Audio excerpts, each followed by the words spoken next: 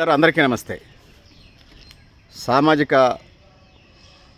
ఉద్యమకారులు, సామాజికవేత్త, తెలంగాణ యాదవ సంఘం వ్యవస్థాపక అధ్యక్షులు, ప్రముఖులు, మానవతావాది లిక్కి కృష్ణారావు యాదవ్ గారితో ఉన్నాం. Sir right. సత్యనారాయణ, ఇలా ముఖ్యంగా నేను చెప్పదలుచుకుంది ఏంటంటే, నా జాతి బిడ్డలందరికీ కూడా, యాదవులందరికీ కూడా నేను రెండు చేతులు ఎత్తి నమస్కరించి చెప్పే, అది ప్రాధేయమే అనుకోండి, మన ఆత్మగౌరవమే అనుకోండి, ఏమైనా అనుకోండి, ఒకసారి ఆలోచించమని మాత్రం నేను వాళ్ళని కోరుతా ఉన్నాను. ఇవాళ ఖమ్మం జిల్లాలో రాజ్యాధికారం లేకుండా ఏ కులానికి కూడా గుర్తింపు రావట్లేదు అనేది నేను గమనించిన విషయం. మరి పోనీ ఈ కులం ఏమన్నా, యాదవ కులం ఏమన్నా తక్కువ ఉందా అంటే, సుమారు 6.5 లక్షల నుంచి 7 లక్షల మంది మేము ఇక్కడ జనాభా కానీ ఓటర్స్ కానీ ఉన్నాం. అయినా రాజ్యాధికారంలో ఇంతవరకు భాగస్వామ్యం కాలేదు. మరి చాలామంది అనేక సంఘాలు సార్ 6.5 లక్షలు అంటే మీరు ఖమ్మం జిల్లాకి, ఉమ్మడి ఖమ్మం జిల్లా, తెలంగాణ రాష్ట్రానికి సంబంధించిన జనాభా? ఉమ్మడి ఖమ్మం జిల్లా. ఓకే ఓకే, ఉమ్మడి ఖమ్మం జిల్లా. Okay right.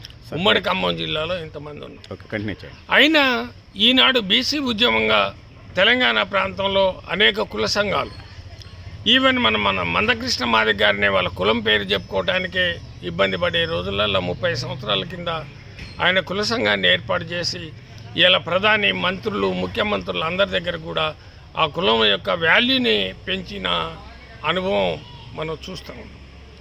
మరి యాదవ సంఘంలో కూడా ఇన్ని కులాలు ఉన్నాయి కదా, మరి మనకు కూడా ఆ గౌరవం ఖమ్మం జిల్లాలో రావాలి కదా.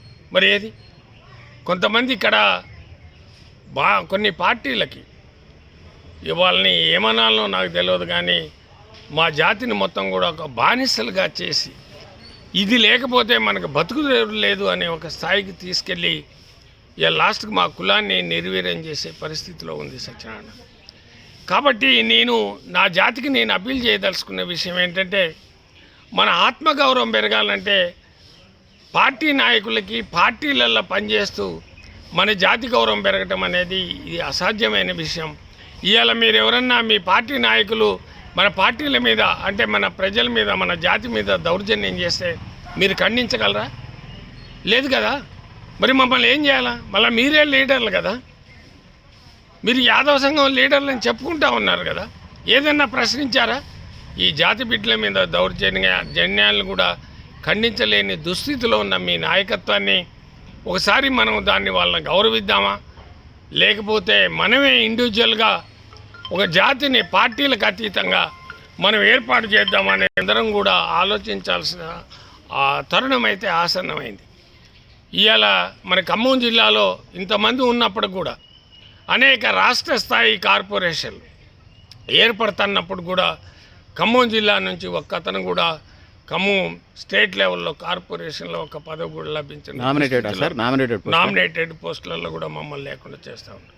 అంటే ఈ జాతిని మమ్మల్ని ఏదో ఓటు వేసే వాళ్ళగా, జైకట్టే వాళ్ళగా, జిందాబాదులుగా ఈ కులాన్ని తీరటం, మా గత చరిత్ర, మేము రాజవంశం నుంచి వచ్చాము, రాజరికం పరిపాలించిన జాతి ఇలా ఖమ్మం జిల్లాలో ఈ స్థాయికి రావటం అనేది చాలా నేను బాధపడుతూ ఉన్నాను.